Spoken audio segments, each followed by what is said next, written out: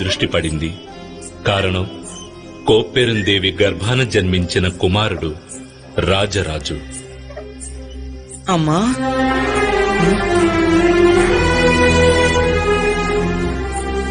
ఇది గమనించిన వంచకుడైన మహామంత్రికి సంతోషం కలిగింది. కారణం దుష్టుడైన మహామంత్రి దైవాంశ సంభూతుడైన అయ్యప్పను సమీపించినప్పుడల్లా ఏదో తెలియని భయానికి గురయ్యేవాడు. తాను మహారాజయ్యే అవకాశం చేజారిపోయినా మణికంఠుడు మాత్రం సింహాసనాన్ని అధిష్ఠించడానికి వీల్లేదని నిర్ణయించుకున్నాడు. అందుకోసం ఎన్నో కుట్రలు కుతంత్రాలు పన్నాడు. అందులో ఒక భాగంగా మణికంఠుడు తాగవలసిన పాలలో విషాన్ని కలిపాడు.